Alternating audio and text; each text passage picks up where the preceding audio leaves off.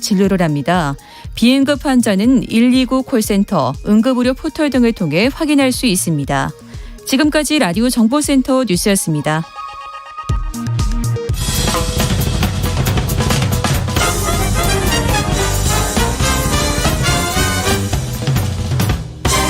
훅 인터뷰. 모두를 위한, 모두를 향한, 모두의 궁금증 훅 인터뷰. 문재인 대통령의 임기가 이제 100일 정도 남았습니다. 코로나의 부동산, 그리고 남북 문제, 미사일은 쏘아대고요. 미중 패권 대결도 있습니다. 여전히 국정 과제가 산적해 있는데 이 문제는 어떻게 해결하고 있을지요?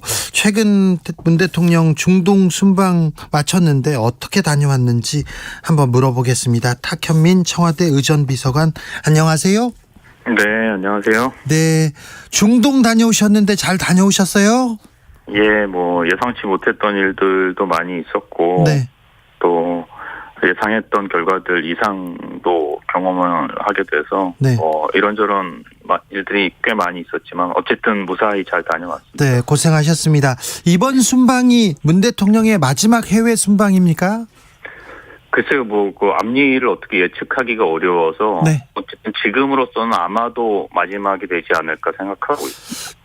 마지막으로 중동에 간 이유가 뭡니까? 중동 국가에서 계속해서 와달라고 대통령한테 요청했다는 얘기는 들었습니다. 그러니까 대통령의 해외 순방이라는 건 크게는 이제 본질적으로는 두 가지라고 생각해요. 상대 국가의 이해와 요구가 있는 거고, 네. 또 거기에 대응하는 우리의 이해와 요구가 있는 건데, 네.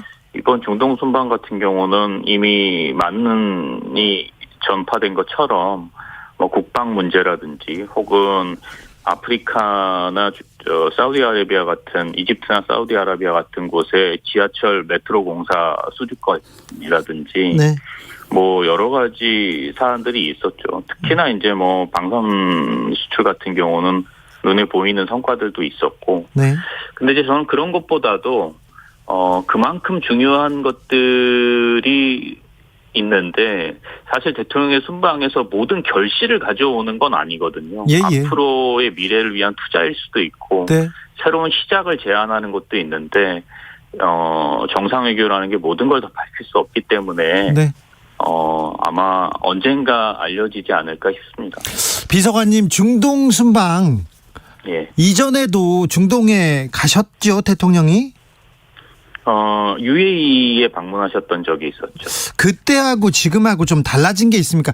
임기 초에 대통령의 순방, 그리고 임기 말에 대통령의 순방, 한국의 위상이나 대통령에 대한 조금 대접이 좀 달라진 점이 있습니까? 본질적으로 임기 초의 순방이라는 건 어떤 정해진 것들이 많았어요. 그러니까 의례적으로 해야 하는 것들. 이를테면 정해진 회의에 참석해야 한다거나, 네. 또 미리 약속된 국가에 방문한다거나 이런 것들이 많았다면, 임기 후반으로 갈수록 우리에 대한 요청이 높아졌죠. 그건 전 두 가지 이유라고 생각하는데, 대통령 개인에 대한 호감도 있겠지만, 그보다는 대한민국에 대한 호감, 그리고 대한민국에 대한 기대, 그리고 대한민국에 대한 요구가 국제사회에서 훨씬 더 높아졌다는 것을 방증한다고 생각하고요. 아까 제가 어쩌면 마지막이라고 했던 이유는 여전히 지금도 대통령이 방문해 주기를, 대한민국 대통령이 방문해 주기를 바라는 나라들이 많이 있기 때문에, 네. 그래서 어쩌면이라는 단서를 붙였던 겁니다. 알겠습니다. 마지막 순방이라고 보는 거는 정확한 해석은 아닌 것 같습니다. 순방 이후에 대통령께서 지금 3일 동안 재택근무를 했다는 보도가 나왔는데 대통령 건강은 괜찮으시죠? 아무래도 이제 6박 8일 일정으로 3개국을 돌아다니면서 20개 이상의 일정을 해야 됐기 때문에 물리적으로 부담이 없을 수는 없죠, 체력적으로. 네. 근데 특별히 어떤 아프시다거나 그런 건 아닙니다. 네, 네, 알겠습니다. 걱정이 돼서요. 이제 대선은 40여일 남았고요. 지금 임기는 100일 정도 남았는데 네. 지금도 바쁩니까? 지금도 그렇게 새벽에 가십니까? 대통령께서 임기 마지막 날까지 일을 하자고 하셨으니 네. 뭐 곁에 있는 비서관들이나 청와대 식구들은 대통령이 나오시는데 안 나갈 수도 없고 네. 대통령이 일을 하시는데 안 할 수가 없는 상황이죠. 네. 신년 기자회견은 취소됐어요. 일단은 오미크론 대응에 집중해야 될 필요가 좀 있고 예. 또 이후에 그 대선이 또 바로 있어서 네. 선거운동 기간이 시작되고 그래서 뭐 아무래도 좀 더 논의는 해봐야겠지만 조금 뒤로 밀릴 것 같습니다. 취소라기보다. 네. 근데 끝까지 비겁하다는 언론의 비판이 있었습니다. 한 언론사에. 글쎄 뭐 한 언론사의 비판에 일일이 뭐 대응을 하기는 좀 그럴 것 같은데요. 네네. 이번에 설 선물에 독도 사진이 있다는 이유로 일본 그 대사가 선물 안 받겠다 이렇게 얘기했는데, 예. 그 부분 어떻게 보셨어요? 글쎄요, 뭐 선물을 받기 싫었던 모양이다 이렇게 생각을 했고요. 네. 뭐 그거는 뭐 이미 청와대에서 공식적인 입장 없음으로 정리돼서 나갔기 때문에. 네. 뭐 제가 거기에 부언하는 건 불필요할 것 같습니다. 알겠습니다. 네, 독도 사진이 나왔는데 0926님께서 쇼쇼쇼 정치 좀 그만해라 하면서 얘기합니다. 야당에서 쇼는 잘한다 이런 얘기 계속 나옵니다. 문재인 대통령 보고 쇼통령이라고 이런 비판도 하고 탁현민이 쇼를 잘해가지고 대통령만 돋보이게 만들었다 이런 비판이 있는데 어떤 생각 드십니까? 글쎄요. 대통령은 국가의 상징이죠. 그러니까 모든 국민들을 우선해 놓고 행사나 국가의 어떤 중요한 것들을 보여줘야 하지만 네. 현실적으로 그게 불가능하기 때문에 우리는 어떤 상징을 선출한 거고 그 상징으로서 대한민국의 국격을 드러내는 일이 아마 그쪽에서 얘기하는 이제 쇼라는 걸 텐데 네. 저는 뭐 제가 그걸 꼭 굳이 잘했다고만 생각하지는 않아요. 그러나 그게 필요했다고는 생각합니다. 네. 대한민국 국격을 드러내는 여러 가지 방법이 있겠지만 뭐 국내든 국외든 대통령의 품격과 이런 것들을 드러내는 것이 대통령 개인의 어떤 자질이나 홍보를 위해서 하는 게 아니라 대한민국을 위해서 했던 일이기 때문에 뭐 그걸 비난한다는 건 좀 저는 이해하기가 좀 어렵습니다. 네. 국민의힘 윤석열 후보가 문재인 정부 문제점은 쇼와 자화자찬이다 이렇게 비판하면서 저는 쇼는 안 하겠다 이렇게 했는데 어떻게 보셨습니까? 글쎄요. 뭐 그것도 같은 맥락인데 그 윤석열 그 후보가 이야기하는 쇼라는 게 저는 뭐 크게는 국가의 어떤 공식 기념 행사부터 또 해외 순방 때에 우리나라의 국격을 드러내는 일들인데 그런 것들을 하지 않고 어떤 방법들이 있는지 만약에 대통령이 되시면 뭐 눈여겨보면 될 일이라고 생각을 합니다. 네. 지금 임기 말인데 지지율이 굉장히 높습니다. 지지율이 높은 이유가 뭐라고 청와대에서는 보고 있습니까?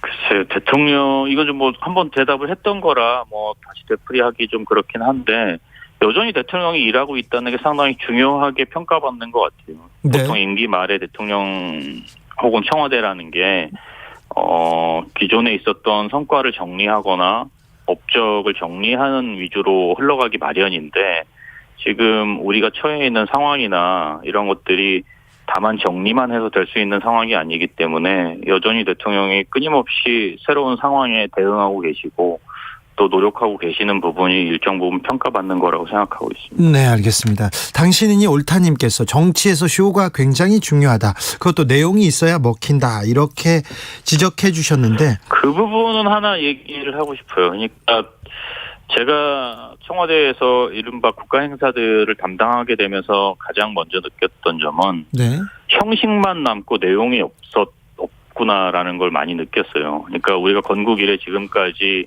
여러 국가 기념 행사들을 진행했고 또 국가 차원의 여러 가지 일들이 있었는데 이게 세월이 흐르다 보니 그 내용은 사라지고 형식만 남은 거예요. 네. 뭐 예를 들면 광복절은 광복의 기쁨이나 이런 것들이 드러나야 되는데 그런 것들은 사라지고 의례만 남아 있다는 거죠. 네. 그래서 제가 많이 노력했던 부분은 그게 성공적이었는지는 모르겠지만 이야기를 좀 담고 싶었어요. 서사라고 해도 좋고 네. 스토리텔링이라고 해도 좋은데 우리가 왜 그런 기념 행사들을 만들었고 또 기념할 만한 것들 혹은 추억할 만한 것들을 국가의 이름으로 하고 있는지에 대한 그 서사를 좀 담고 싶었고 그런 노력들을 했던 것 같습니다. 네.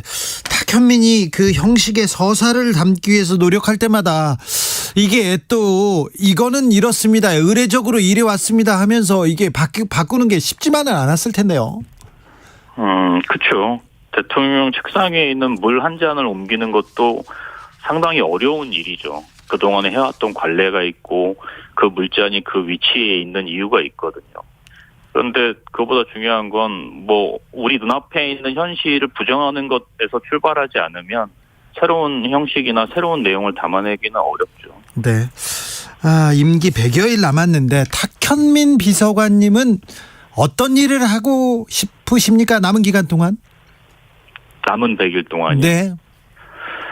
글쎄요. 뭐 특별히 어떤 새로운 일을 한다기보다는 대통령의 퇴임까지 큰 무리 없이 옆에서 잘 보자 하고 또 퇴임 후에 대통령과 멀지 않은 거리에서 네. 우리가 해왔던 일들에 대해서 정리하는 그런 역할들을 하지 않을까 싶습니다. 멀지 않는 거리면 그러면 대통령을 끝까지 모시는 겁니까? 대통령을 끝까지 모신다는 게 이제 뭐 여러 의미가 있겠으나 네.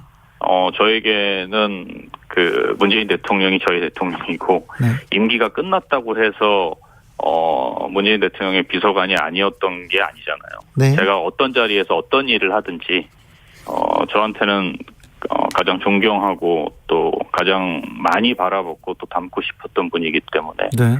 제가 할 수 있는 역할은 임기 후에도 하려고 하고 있습니다. 코로나가 아니었으면 더 많은 일, 더 많은 행사 기획할 수 있었을 텐데요. 좀 아쉽다 이런 아쉬운 점도 있습니까?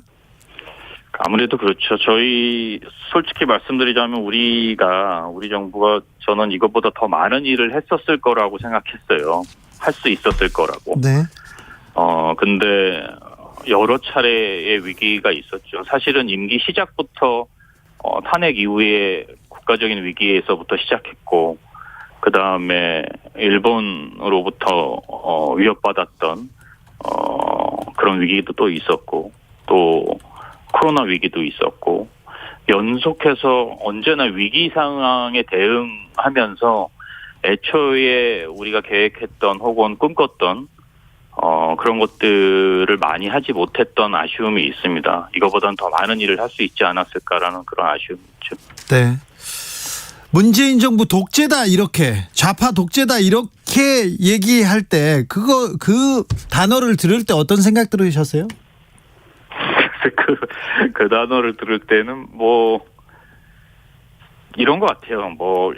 거기에 딱 맞는 답은 아니지만 제가 대통령님과 가깝게 있으면서 이제 가장 당혹스러웠던 거는 대통령이란 자리가 절대적으로 옳은 일을 할 수 있는 자리가 아니구나라는 생각을 참 많이 했었어요. 그건 무슨 얘기냐면 네. 이 옳고 그르다는 거는 상당히 상대적이더라고요.